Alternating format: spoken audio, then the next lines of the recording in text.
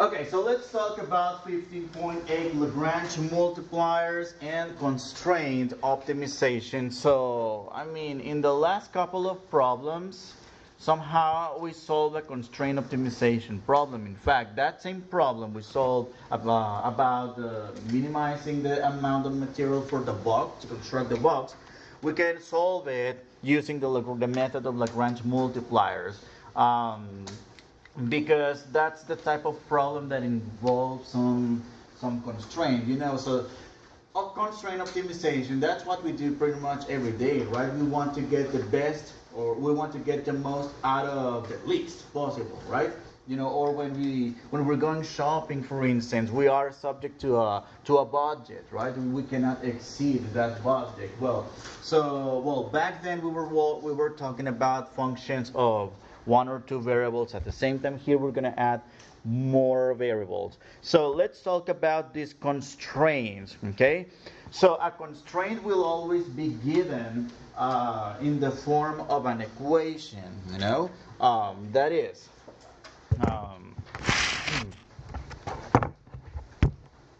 given in the form of an equation, while the objective function will be a natural function of x, y, or a function of x, y, z. So here is what we're going to do. So we will have everything on everything in a 1 second, 15.8. So we will get everything on one side of the equation, and we will give it the name of a new function.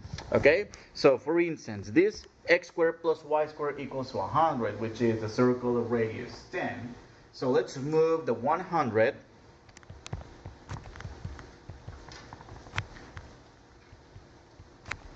set it equal to 0, and let's write this as our constraint in the form of a function g of x, y. So we're going to have g of x, y equals to x squared plus y squared minus 100. Right? No longer the equals 0. So an equation, we're going to turn it into a function in a similar way that we define that big F or that big G for implicit functions to get their gradients, to get their in equations of planes and the like. Okay? So, as a first example, to keep practicing on working with these constraints, so we're given the equation 2y cubed equals to 3x minus 1. So they're just asking us to write this equation into a function in the form g of x, y equals to 0. So this is what we're going to do. 2y cubed minus 3x plus 1 equals to 0. But because g of x, y equals to 0, also this madness here could be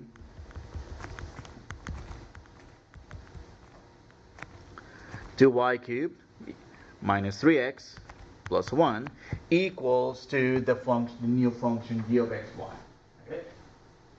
So, how will the method of Lagrange multipliers work? Okay, let's go to the next page and have a look at the description of the method. So, actually, this will follow a more systematic way rather than having to draw a picture or doing this and that, So, number one, we will be given a function f of x, y, which is to be optimized.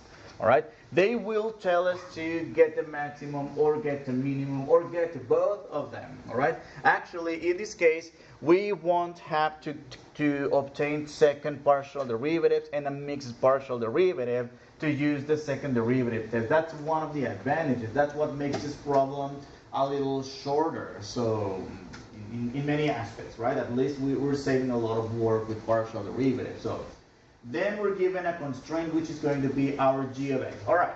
So first of all, we will construct a new function with those two pieces of information. That function is called the Lagrangian function, which is this like stylized L that depends on x, y, and a new variable called lambda that we're going to use to get the critical point. Okay? So how are we going to create this function? Number one is the function to be optimized plus lambda times the constraint function g of x, y. which is essentially this form. Okay? So we're going to take three partial derivatives. The partial derivative of the Lagrangian function with respect x, the partial derivative with respect y, and the partial derivative with respect lambda. All right? And we're going to solve that system of equations. Okay, there's some essential steps actually. So what are we going to do? We're going to combine equations 1 and 2 to obtain a fourth equation. That fourth equation is to be combined with the remaining one, the third one, to find the critical point. Okay? So, with the combinations of 1 and 2, we're going to get rid of that new variable lambda to get back to the world of xy and combine with another function of xy, which is our first partial with respect lambda. In order to determine whether we have a max or a min, we will just use the original function by evaluating at the critical points. And again, we don't need to test anything. We don't need to test anything because in the problem they will tell us maximize the function, minimize the function, or find the max, or find the min, or find both, because we will have a lot of them in some cases. All right? Yeah. Okay. What else? Useful facts. Okay, so to keep in mind, or rather, this is something that after solving a few problems or looking at some examples, it's a pattern that you will notice about. So every time we take the derivative of the Lagrangian with respect lambda, that's going to take us back to the constraint. And in this case, again, which is the greatest thing in the world, we're not going to need second partial derivatives, okay? That's great. And again, we won't have to test anything. Okay, so let's have a look at one example, see this in action, see how it works. Okay, so they're asking us to use Lagrange multipliers to maximize and minimize. Notice in this case, they're implying that we're going to have more than one critical point, potentially 2, 3, 4, I don't know, 5, I don't know. There could be many points, many critical points. Okay. So let's form the Lagrangian. But before forming the Lagrangian, let's write the constraint x squared plus y squared plus y squared minus 9 equals to 0, which is equal to g of x, y. All right? Let's form this Lagrangian. So that is L of x, y, lambda, that equals to, what's that? Our function f of x, which is our objective function, f of x, y rather, not f of x, plus lambda g of x, y. Okay? Now, here is the thing, guys, when you do the homework for this section, actually the textbook takes a different approach. Instead of forming these Lagrangian functions, what they do is they set the gradient of the two functions equal to each other times the lambda. I find that a little bit confusing, so my advice, follow this approach instead. Okay, so lambda, so let's take the derivatives. Lambda with respect x, okay, let's set up the function first. That is the objective function, that is x squared plus y squared plus 4x minus 4y plus lambda times x squared plus y squared minus 9. Oh, another note. In other online resources, in other textbooks, they do minus lambda g of xy rather than plus lambda g, but it doesn't matter because in the end we're going to combine those two equations, and whether they're positive or negative, they're just going to go away. All right? So, okay, so that is the partial derivative with respect to x, that is 2x plus 4. Now be careful when differentiating here. The derivative of x squared plus y squared minus 9 with respect to x, isn't that 2x? But that 2x times the lambda that it's multiplying outside, all right? Plus 2 lambda x. And you might want to set it equal to 0 already. find the partial of the Lagrangian with respect y. Okay, 0 to y, 0 minus 4. And again, the derivative of the quantity in parentheses with respect to y is going to be 2y times the coefficient lambda outside of the parentheses. That is 2 lambda y. And set it equal to 0. Okay, let's set it equal to 0. One more partial. Now this is the partial with respect lambda. Okay, so now the variable is lambda.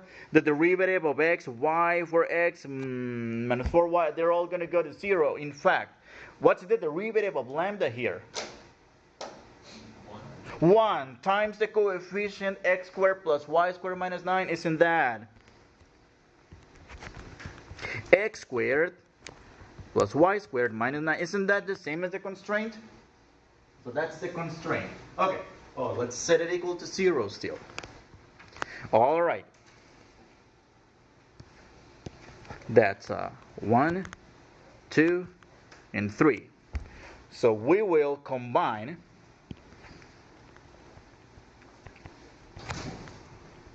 Combine 1 and 2 to eliminate lambda.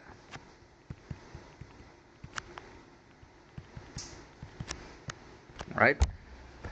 That is, let me write 2x plus 4 plus 2 lambda x equals to 0, and 2y minus 4. By the way, this part of the problem is going to test our linear system of equations, well, not linear and non-linear, also system of equations skills. So here is where we need to bring back all those methods for solutions of this system of equations. Okay, so well, in this case it's gonna be somewhat a baby linear system. Okay, somehow. So the goal is to solve for lambda on both equations to come up with a fourth equation. That is 2 lambda x equals to negative 2x minus 4, and lambda equals to negative. I'm going to factor out the negative here, okay? Or, yes, I'm going to factor out the negative. That is 2x plus 4 divided by 2x, okay? And it seems like we could reduce everything by 2. 2 over 2 is 1. 4 over 2 is 2. That leaves us with negative x plus 2 over x. Alright. In the second equation, we're going to do the same. That is, solve for lambda. That is 2 lambda y equals to negative 2y plus 4. And dividing both sides by 2y to get lambda by itself. That is, I'm going to factor out the negative. 2y minus 4 divided by 2y. Divide the coefficients. 2 by 2, negative 4 by 2. That is, lambda equals to, what's that? Negative 2y minus 4. Oh, wait. Y minus 2 over y. Alright? Y minus 2 over y. So that is, so in this case we're going to use these two expressions to eliminate lambda, because if lambda equals something and lambda is another something, the two somethings are equal, right? That's how we're going to set the equations equal to one another. Alright? That is, connect these two. Okay? That means negative x plus 2 over x equals negative y minus 2 over y. You might want to get rid of the negatives. X plus 2 over x equals y minus 2 over y. That way we can easily work with the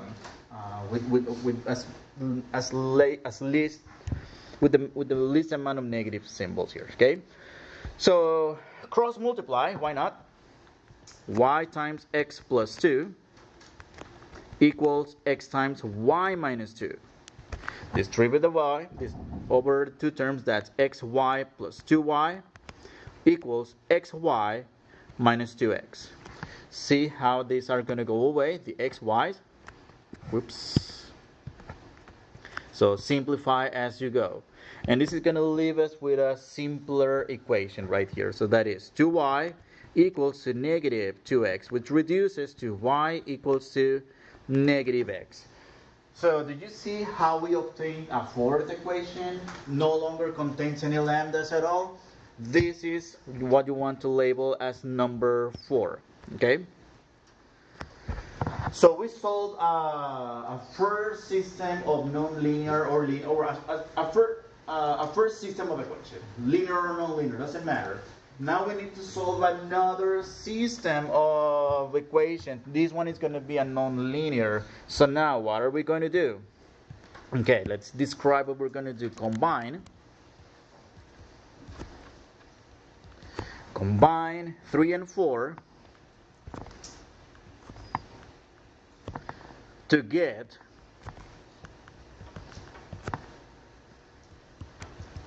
the critical points.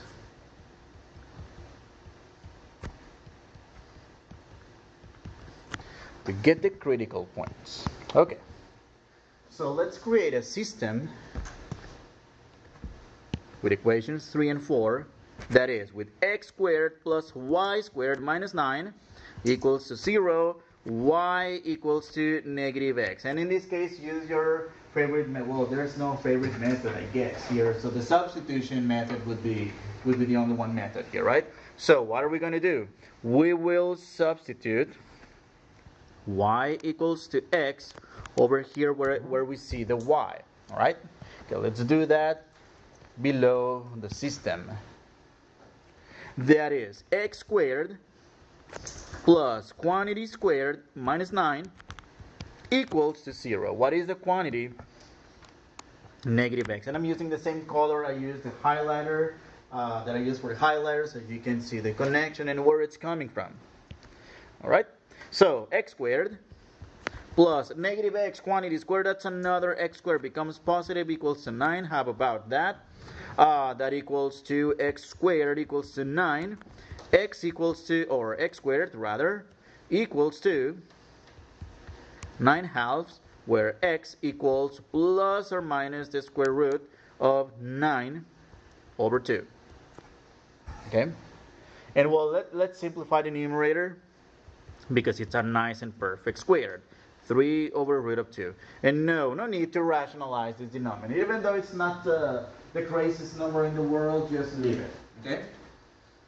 Alright, what do we have so far? Okay, so here we're getting two critical numbers. X equals to negative root of 3 over 2. Negative 3 over root of 2, and positive 3 over root of 2.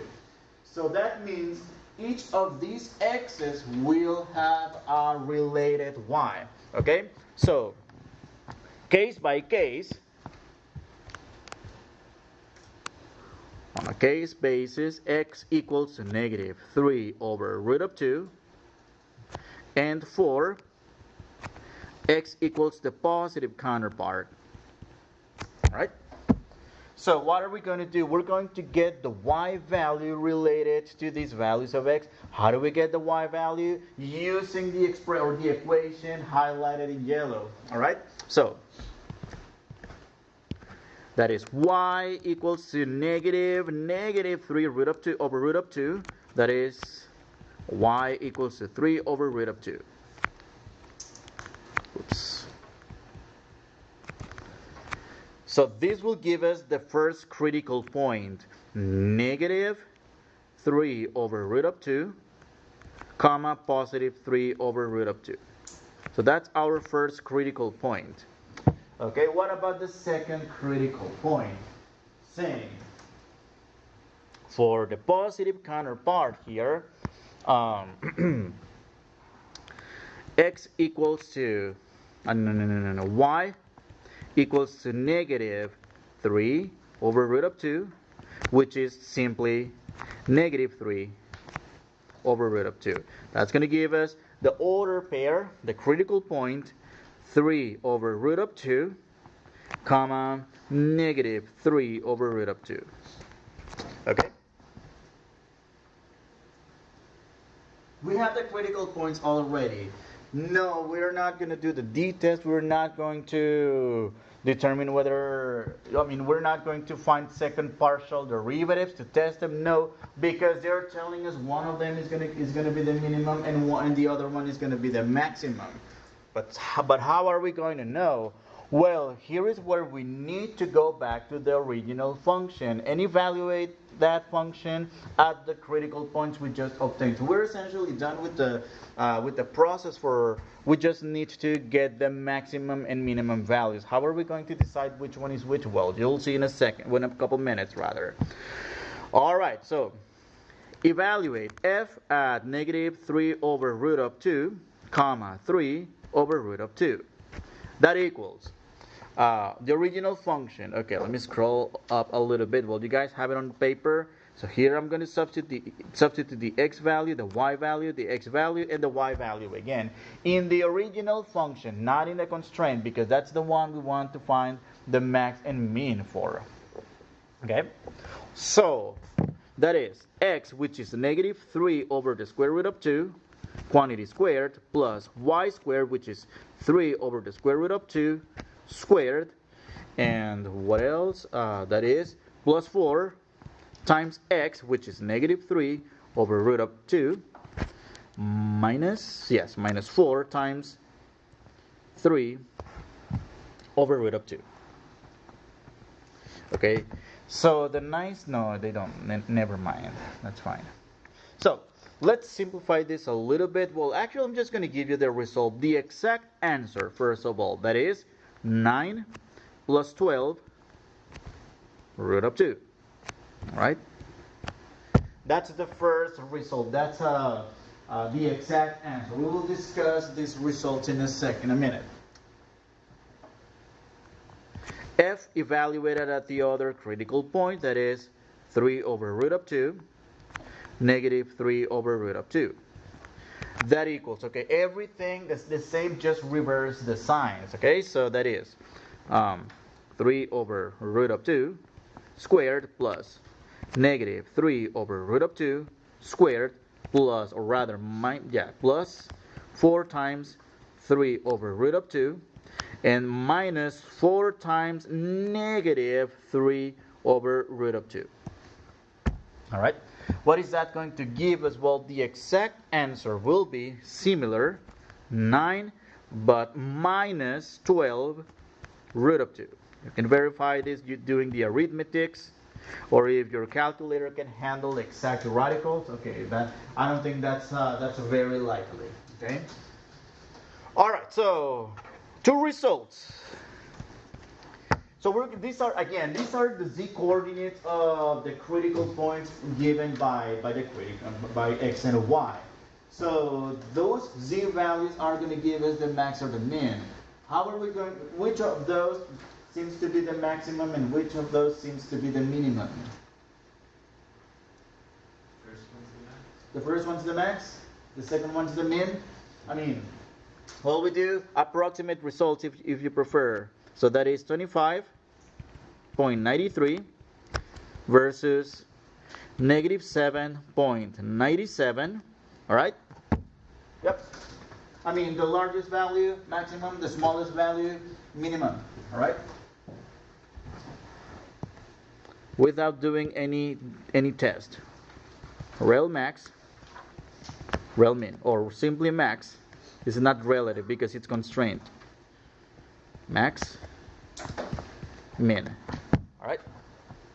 So should anything flip? Like it should be 9 minus root 2 for like the first. For the first one, did I get this reversed? Oh, for real, I have something different on my notes.